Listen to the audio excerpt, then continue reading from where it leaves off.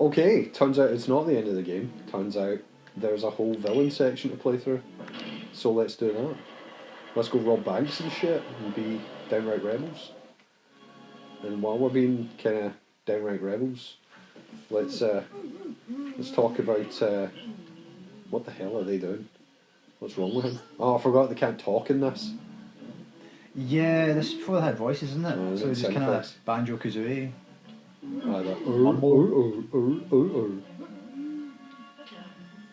Oh, what's he saying? About banjo kazooie, actually, I need to play that. Now that they're villains, now that the bad guys can have a villainous streak about ourselves. If there's like hostages that you can save, let's like shoot them. We did that. That in our way too. That was messed up, man. Just had to experiment. Remember that guy that we like saved at the beginning, and then it shows you like his future, and you just get shot on a beach in like a week's time anyway. Yeah. Yeah. I start on like $100,000 for that. Should have just shot him. Yeah. Ah, the benefit of hindsight, you know, or future sight, or whatever the hell that was. Not like foresight, is it? It would be like, what would you call that? I don't know. It's got to be foresight, seen into the future. See, this is what I'm saying. This is from the villain's perspective. We need to go get a key. I want to see. I remember Clayface being so stupid. I mean, would it not always land that way up? That's not a coin. That's a I always state it. I know I'm overthinking this like Lego-based reality, but you know, how does it work? Where are their dicks? Who do they mate? Questions for another time. Clayface is super strong, so him and Bane can toss stuff like that. Is Bane in this game? Yeah. I just don't remember seeing him. It's because he goes down like a little fucking bitch. Doesn't he fighting? Yeah. It just shows how quickly we rattled through this game, man. Easy peasy, lemon squeezy. When you see you can... Oh! Alright, son, open this door up. Control his mind. Why don't we talk about a fun topic? Why don't we talk about euthanasia or something like that? Oh, right, sure. What's your opinion on euthanasia? There's too many of them over there already. And then, you know, people are having more and more kids like every day. I just think it's ridiculous. There you go. I'd be inclined to agree. I think we've reached that point in society. Well, so I was making a joke there about youth in Asia. Youth in Asia? Like the children in Asia. Oh, okay.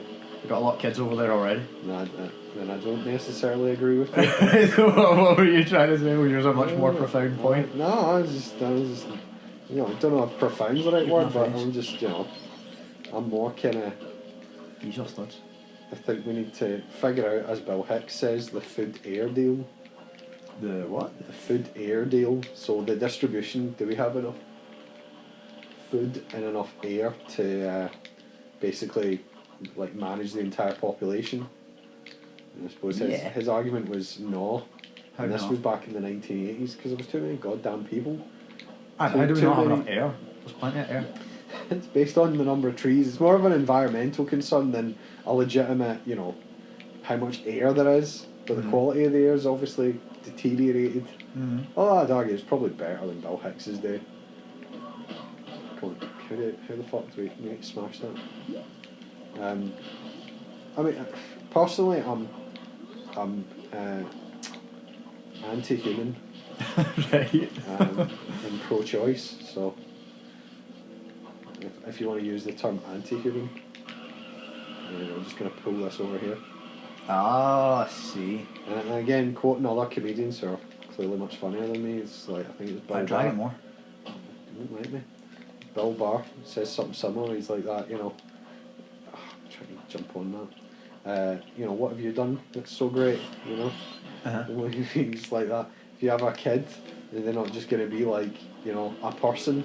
We don't need more people, you know. They're not going to be like a pure Leonardo. If you're not a Leonardo da Vinci, you're not necessarily going to make a Leonardo da Vinci. Well, so what's the point in you? You never know, right? But you do get people where it's like, you know, the two of them like are thick as shit, and they're like, oh, our kid, he could have been a doctor and all this. It's like, really?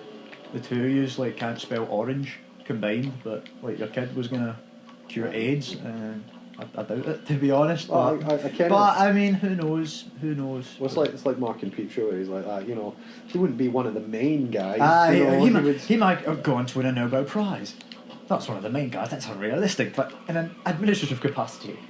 Oh, there we go. Right. Oh, and there's two. There is two. Oh, you could have like a little, you know.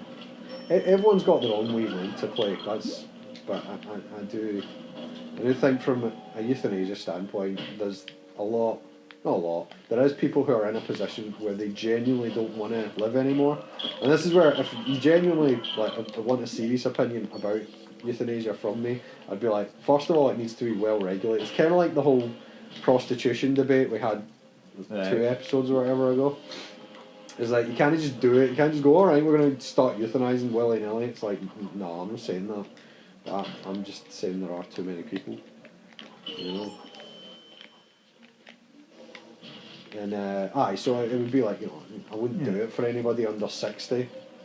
You know, you have to protect the most vulnerable in kind of society, which, based on suicide rates, is men between the age of 25 and 40 are the most kind of prone to those kind of, you know, I want to say suicidal thoughts, you know. Yeah.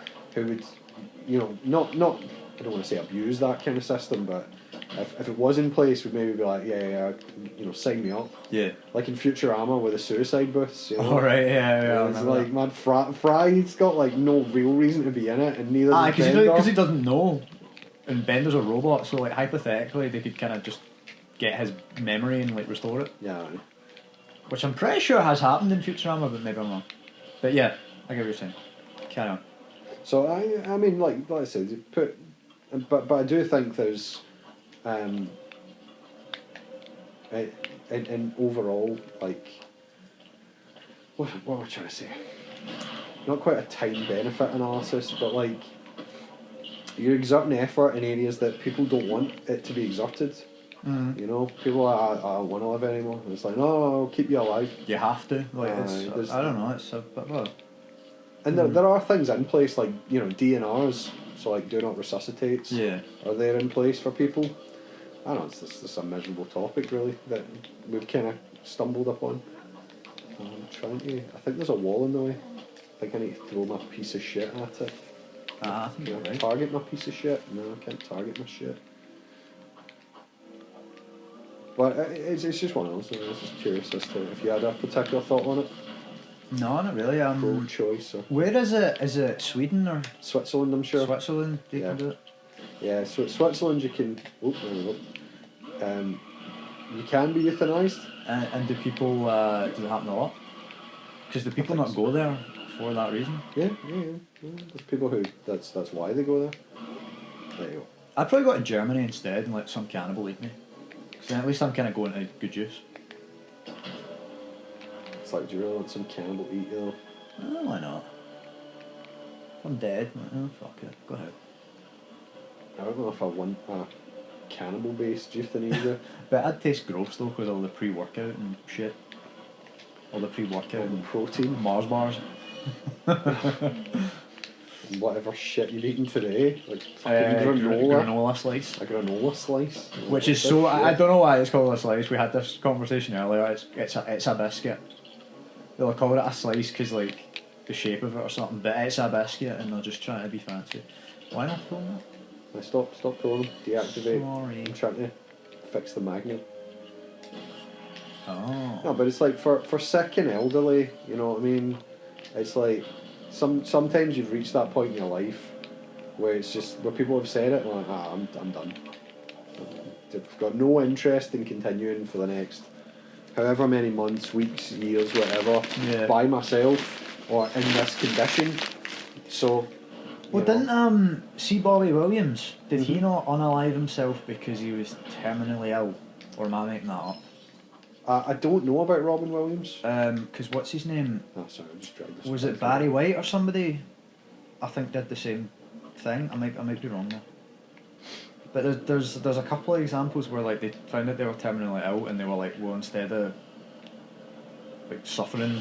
Aye, no, exactly. It's and I kind of They kind of just got their shit in order and they settled their affairs, and certainly I'm sure it used to happen back in the sort of less well regulated days of medicine. You know, the doctor would leave a lot of morphine on your fucking bed table. Yeah, I'm just gonna leave this here and go for a walk. Yeah, exactly. I'm gonna go for a walk, and when I come back, I expect you to be, you know. And maybe he's like, "No, why have you done that? That's not what I intended." I can't stop this crazy thing. Can you open it? Yeah. No. It's just, Who you hitting? it's a bad situation to find yourself in. And until I'm actually there myself, I don't know what my opinion would be on it. Right. Shit, I thought I jumped that. But it's, let's see. See if you can smash that. There's too many people. Oh, you can go through there, I think. What did Bill Harry Hicks say about it? Well, I said Just in general. Bill Hicks was just like, there's, you know, we have to figure out this food air deal. Can you grab that? There you go. I feel like a bit of a passenger here. I've like done like one thing. Oh, see, I can't even reach that. It's kind of it's one of those where Thanos stoked the debate. You know what I mean? And I feel maybe I don't know. Maybe the situation is more dire than we realise in terms of where we're at. Maybe the environment's more fucked than we realise.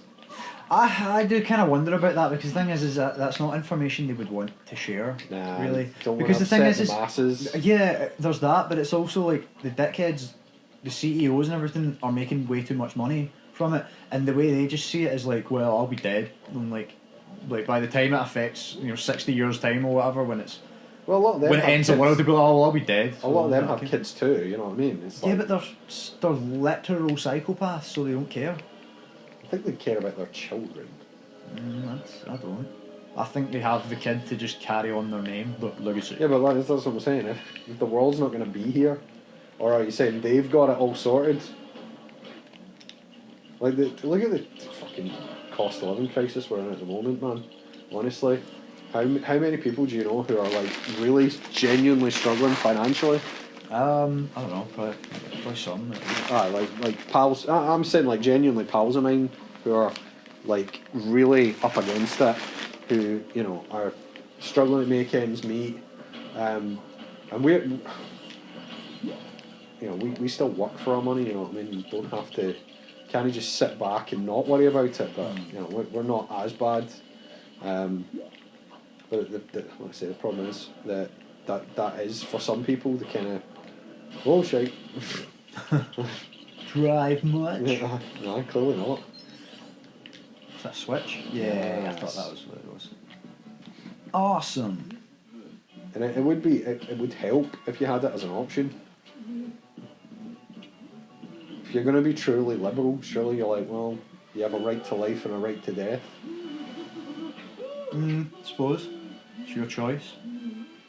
Well, I say it's like anything else. It's like with my whole prostitution idea. It needs strong regulation. Otherwise, it's just going to get used and abused. And a lot of steps.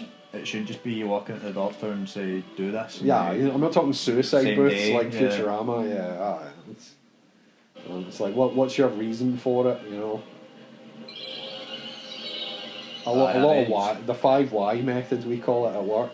It's basically 5 why. The 5 why. Yeah, it's a child asking why all the time. Right. So it's like, yeah, I want to do this. Why? Because I'm terminally ill. Why? Is it incurable? Is it something that could get fixed? Mm-hmm. And these days, I think if you know it's incurable, it's incurable. It's not going to be like it's one of those things. Oh, they could cure it tomorrow. Yeah. Or your quality of life. Again, quality of life is a personal preference thing. A guy who loses his legs might be like, nah, I'm not interested anymore. But again, that's why I'm saying a sort of minimum age on it or something. I've not worked out all the details yet because I'm obviously not in a position to fucking action this plan. But like I say, in theory, that's just where my head's at. Well, in theory, I suppose. Anything's possible. Choice. Aye. Choice is choice.